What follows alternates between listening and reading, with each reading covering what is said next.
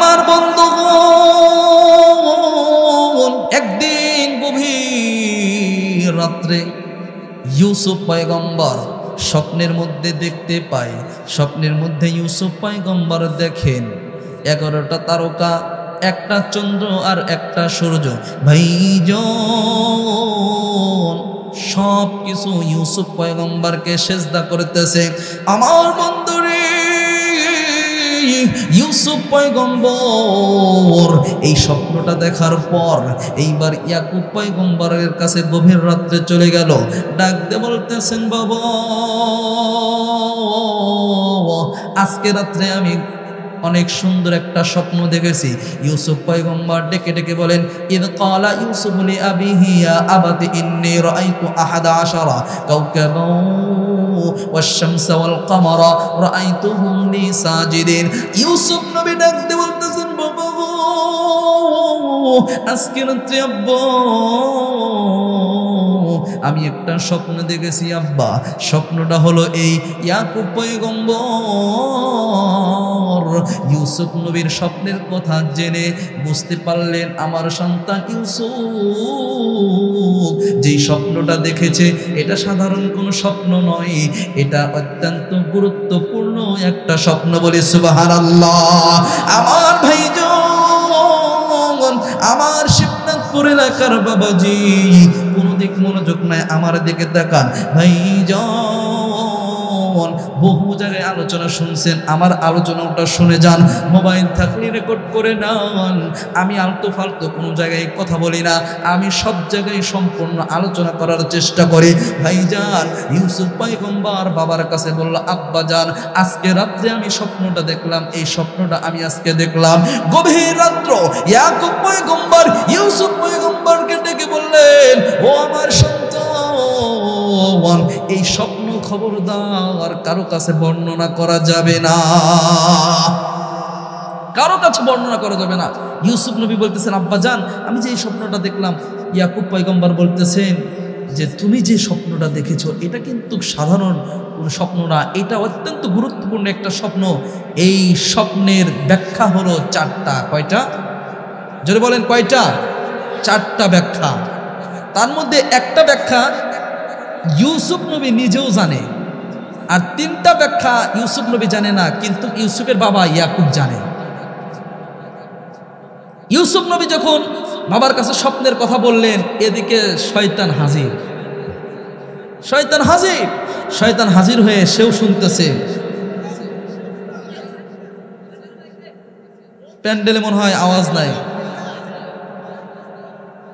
আমার মাইক আসলে এই আওয়াজগুলো যেন ওইদিকে হয়, প্রয়োজন হলে এই বক্সটা এইদিকে ঘুরে দেন। একটা এইদিকে থাক, একটা ওইদিকে ঘুরে দেন, পুরোটা এই বক্সটা ওইদিকে ঘুরে দেন।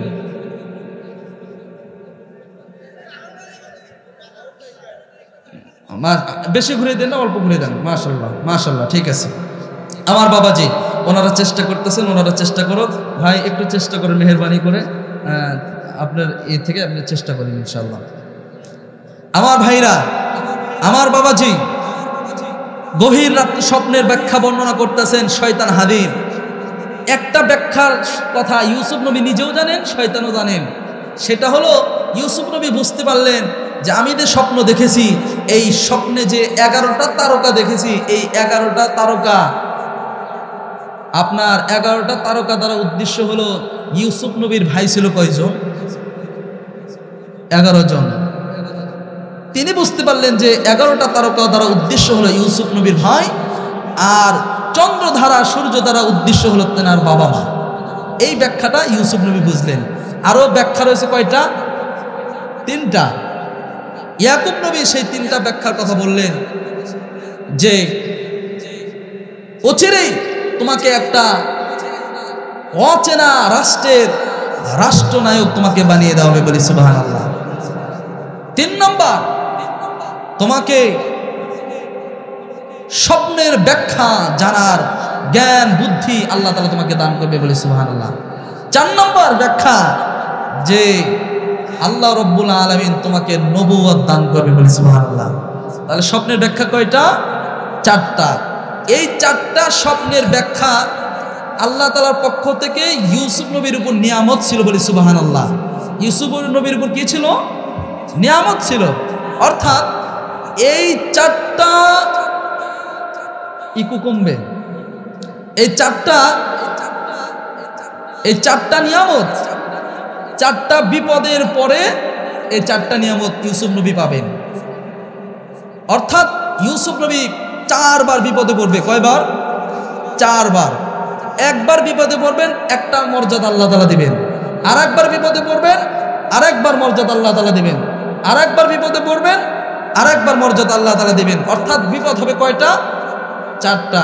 আমার বাবাজি, এবার আলোচনা আসুন, দেখি যতক্ষণ পর্যন্ত যাওয়া যায়। 4টা বিপদ, তো প্রথম বিপদ নিয়ে আমরা আলোচনা শুরু করে দিই।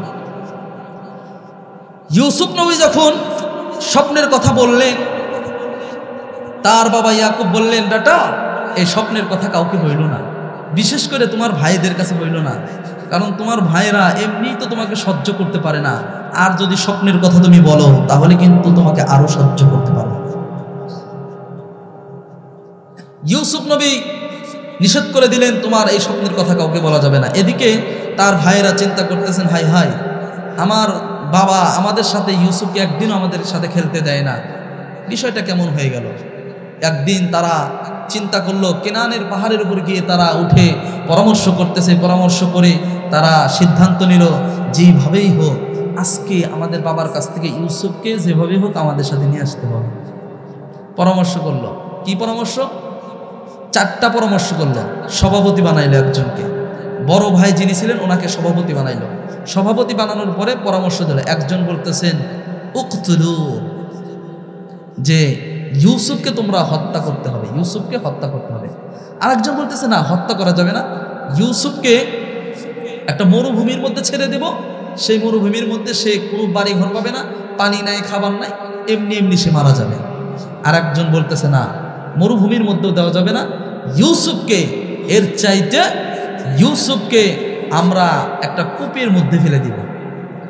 ওই যে 10 ভাই বৈঠকে বসে, 10 ভাইয়ের মধ্যে সভাপতি ছিলেন বড় ভাই। সভাপতি ছিলেন কে? বড় ভাই।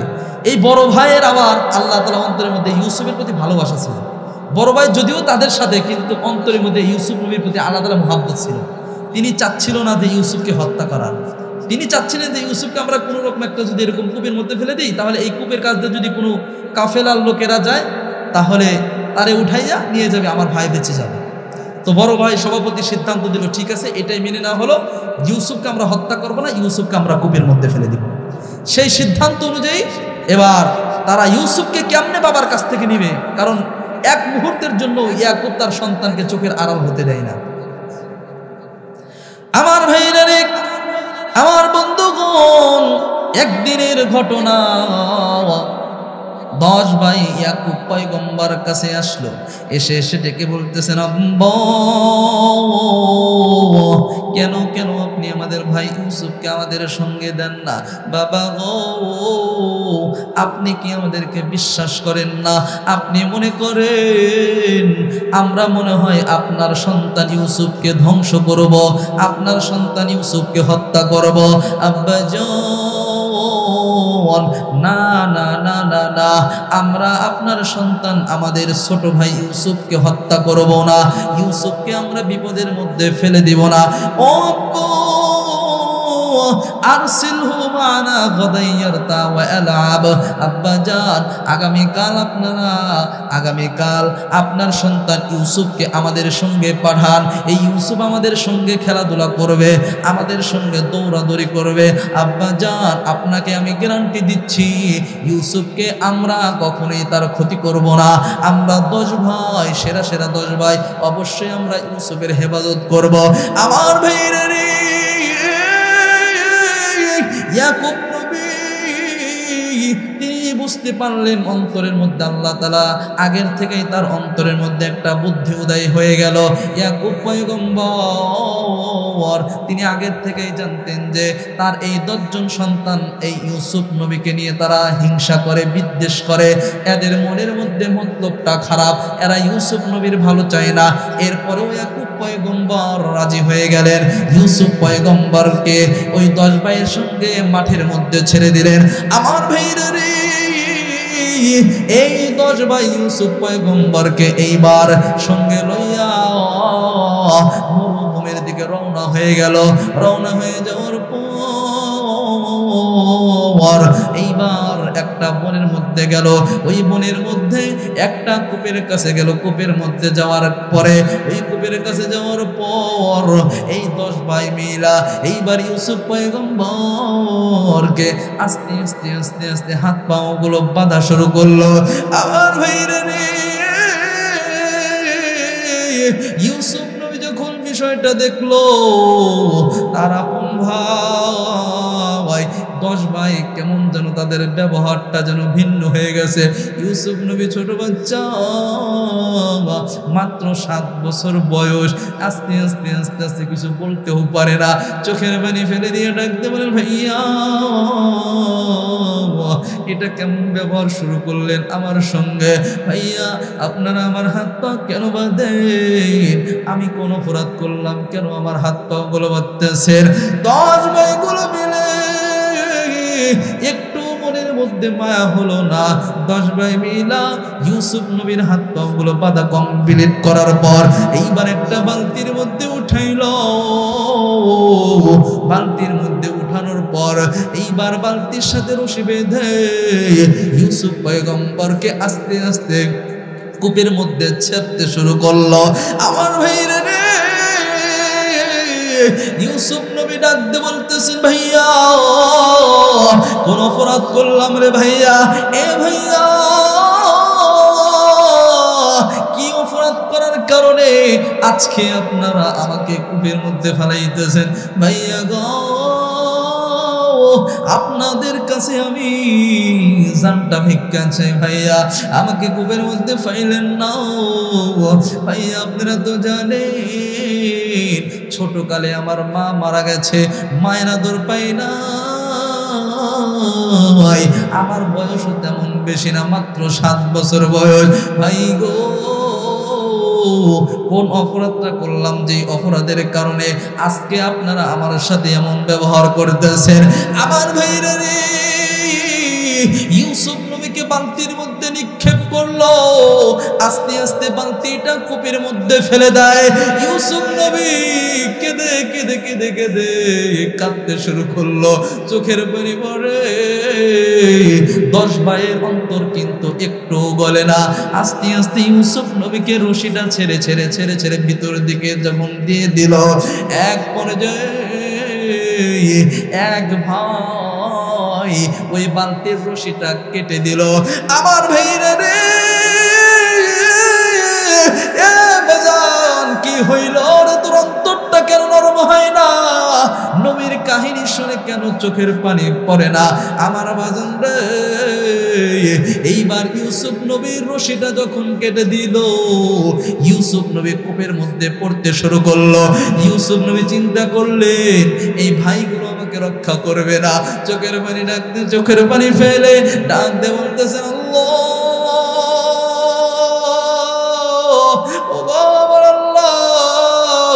ছোট কালে মা হারা হইয়া গেলাম, এতিম হইয়া গেলাম, মায়ের আদর পাই নাই গো আল্লাহ। আল্লাহ, মাত্র 7 বছর বয়সে উপনীত হয়েছি। এই মুহূর্তে আমার 10 ভাই আমার সাথে কেমন দুষ্ট আচরণ করলো। ওগো আল্লাহ,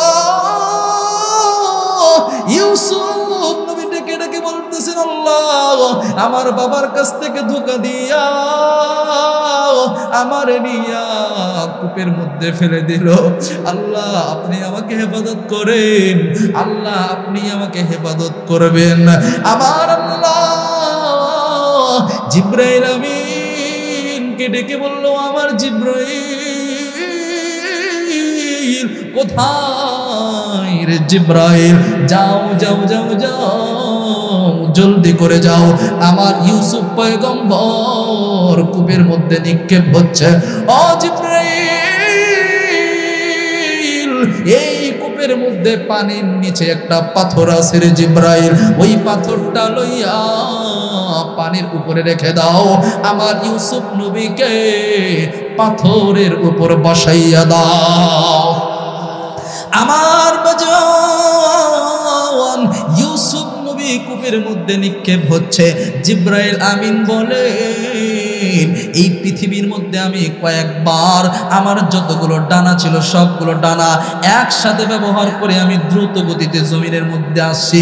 তার মধ্যে একবার হলো ইউসুফ নবীকে তার ভাইরা যখন কূপের মধ্যে নিক্ষেপ করে, ওই দিন আমি জিব্রাইল আমার যতগুলো ডানা ছিল সবগুলো ডানা একসাথে ঝাপটা দিয়া ইউসুফ নবীর কাছে আমি হাজির হয়ে যাই। বলে সুবহানাল্লাহ। আমার ভাইরা রে, ইউসুফ নবীকে 10 ভাই জামা কাপড়গুলো খুইলা উলঙ্গ কইরা কূপের মধ্যে নিক্ষেপ করলো। জিব্রাইল আমিন কূপের মধ্যে পানির নিচ থেকে পাথরটা দিয়া পাথরের উপর ইউসুফ নবীকে বসাইলেন। বসানোর পরে এইবার আমার আল্লাহ ডাক দিয়ে বলেন, জিব্রাইল, রে জিব্রাইল, এই যে ইউসুফ পয়গম্বর উলঙ্গ অবস্থায় কূপের মধ্যে আছে, জিব্রাইল এটা মানা যায় না, এটা মানা যায় না। কারণ এই ইউসুফ নবী এটা কিন্তু সাধারণ বাচ্চা না, এই ইউসুফ ভবিষ্যতে নবী হবে, এই ইউসুফ ভবিষ্যতে রাষ্ট্রপ্রধান হবে। আরে জিব্রাইল, ইউসুফকে উলঙ্গ অবস্থায় রাখা যায় না, ইউসুফের গায়ের মধ্যে পোশাক পরাইয়া দাও। জিব্রাইল আমিন ডাকতে বলতেছেন, আল্লাহ কোথায় থেকে ইউসুফের জন্য পোশাক আনবো গো আল্লাহ? ফিলিস্তিনের বাজার থেকে নিয়ে আসবো নাকি? আমার আল্লাহ ডাকতে বলে, জিব্রাইল ফিলিস্তিনের বাজারে যাইতে হবে না। জিব্রাইল ডাকতে বলতেছেন, আল্লাহ তাহলে কোথায় থেকে পোশাকটা নিয়ে আসবো গো আল্লাহ? জান্নাতি থেকে পোশাকটা নিয়ে আসবো নাকি? আমার আল্লাহ ডাকতে বলে, জিব্রাইল জান্নাতের মধ্যে যাইতে হবে না, জান্নাতের পোশাকটাও নিয়ে আসতে হবে না। জিব্রাইল আমিন ডেকে বলতেছেন, আল্লাহ তাহলে ইউসুফ পয়গম্বরকে কোন পোশাক পরাইয়া দিব? আমার আল্লাহ ডাকতে কয়, জিব্রাইল ওই যে একবার ইউসুফ নবীর পরদাদা ইব্রাহিমকে কাফের মুশরিকরা যখন আগুনের মধ্যে নিক্ষেপ করেছিল, ওই আগুনটারে আমি আল্লাহ জান্নাতের বাগান বানাইয়া দিয়েছিলাম। আরে জিব্রাইল, ওই আগুনটাকে আমি আল্লাহ জান্নাত বানাইয়া দিয়েছিলাম। ওই ইব্রাহিমকে যখন তার আগুনের মধ্যে নিক্ষেপ করলো, ওই দিন তুমি জিব্রাইল জান্নাতে থেকে একটা পোশাক লইয়া ওই পোশাকটা ইব্রাহিম পয়গম্বরকে পরাইয়া দিয়েছিলে। আরে জিব্রাইল, ওই পোশাকটা ইব্রাহিম পয়গম্বর তার সন্তান ইসহাক পয়গম্বরকে দিয়েছিলেন। ইসহাক পয়গম্বর সেই জান্নাতি পোশাকটা তার সন্তান ইয়াকুব পয়গম্বরকে দিয়েছিলেন। আমার বন্ধুরে, আল্লাহ ডাক দেখো, জিব্রাইল ওই ইয়াকুব পয়গম্বর ওই জান্নাতি পোশাকটা ভাঁজ কইরা তাবিজের মতন বানাইয়া তার সন্তান ইউসুফের গলায় ঝুলাইয়া দিয়েছে। আল্লাহ ডাক দেখো, জিব্রাইল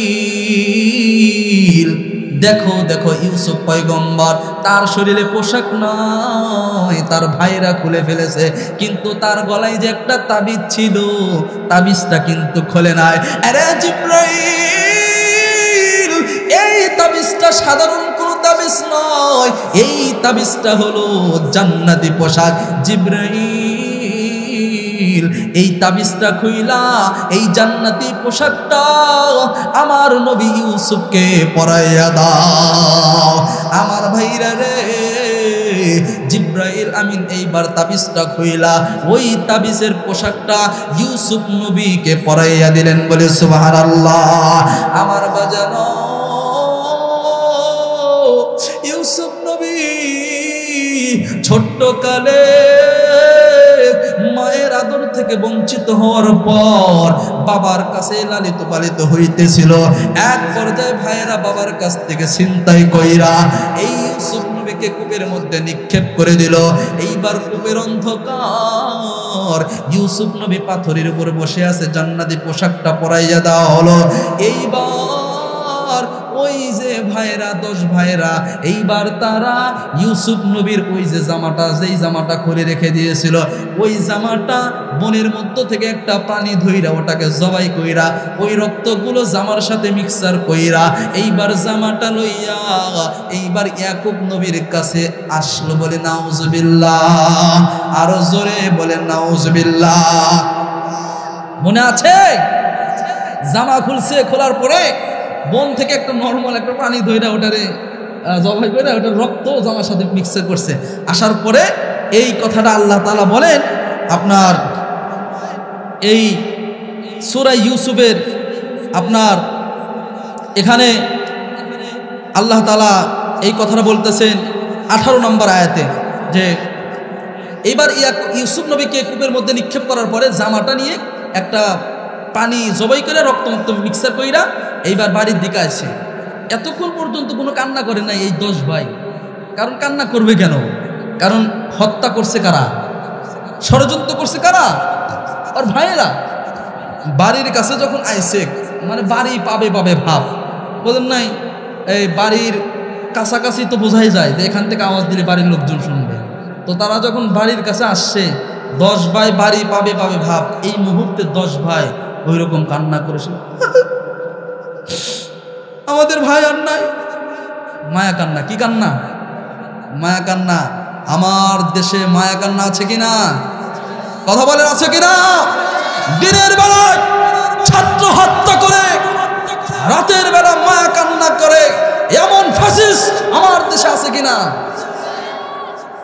ছাত্রদের গুলি করে হত্যা করে, সরাসরি গুলি করে হত্যা করে, কত আলেমদেরকে জেলখানায় ভরে এই দেশের আলেম ওলামাদেরকে দিনের পর দিন নির্যাতন করেছে। আর মিডিয়ার সামনে চোখে পানি ফেলে মায়া কান্না দেখে। এদেশের মানুষ আর নাটক দেখতে চায় না। কথা বলেন ঠিক কিনা?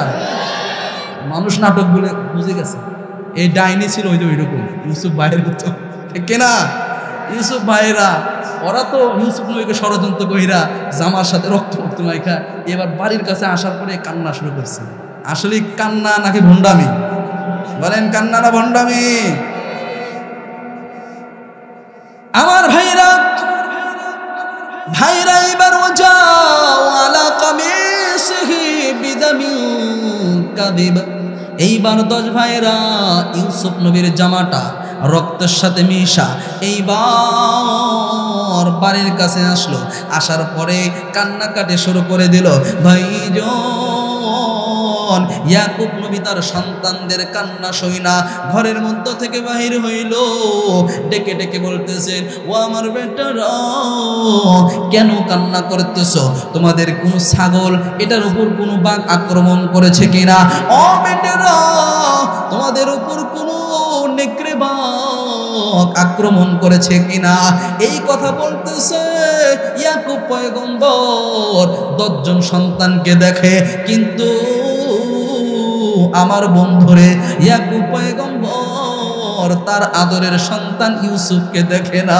ইয়াকুব পয়গম্বর চোখের পানি ফেলে কেঁদে কেঁদে বলেন, সন্তানরা রে, আমার ইউসুফ কোথায় রে? আমার ইউসুফের কি বড় সর্বনাশ করলি তোরা। আমার ইউসুফকে তো আমরা দেখি না, আমার ইউসুফকে আমি খুঁজে পাই না, কোথায় আমার ইউসুফ? এইবার সন্তানরা ডেকে বলতেছেন, আব্বা, ও আমাদের আব্বা, ইউসুফ নবীকে আমরা লইয়া মাঠের মধ্যে গেছে। মাঠের মধ্যে যাওয়ার পর ইউসুফ নবীকে এক জায়গায় রাখার পর যেই জায়গায় আমাদের জামা কাপড়গুলো রেখেছিলাম, আমরা 10 ভাই মিলে মাঠের মধ্যে দৌড়ের প্রতিযোগিতা দিয়েছিলাম। দৌড়ের প্রতিযোগিতা দিলাম।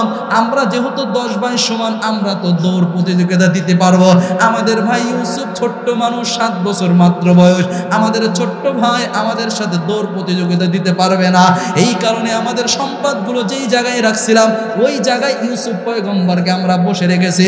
বসে রাখার পর আমরা 10 ভাই দৌড়ের প্রতিযোগিতা দিলাম। এক পর্যায়ে দেখি ইউসুফ পয়গম্বরকে বাঘে খেয়ে ফেলেছে। নাউজুবিল্লাহ বলেন। সত্য কথা না মিথ্যা কথা? মিথ্যা কথা। ওরা বলতেছে, আব্বাজান, ইন্না যাহাবনা নাস্তাবিকু, আমরা দৌড় প্রতিযোগিতা দিয়েছিলাম, অতারাকনা ইউসুফ ইনদা মাতাইনা, আর ইউসুফকে আমাদের আসবাবপত্রের কাছে রেখে আমরা দৌড় প্রতিযোগিতা দিলাম। ফাকালাহু যিব, এসে দেখি ইউসুফকে বাঘে খেয়ে ফেলছে। বলে নাউজুবিল্লাহ। এই কথা কি ইয়াকুব পয়গম্বর বিশ্বাস করবে? যারা বলেন বিশ্বাস করবে?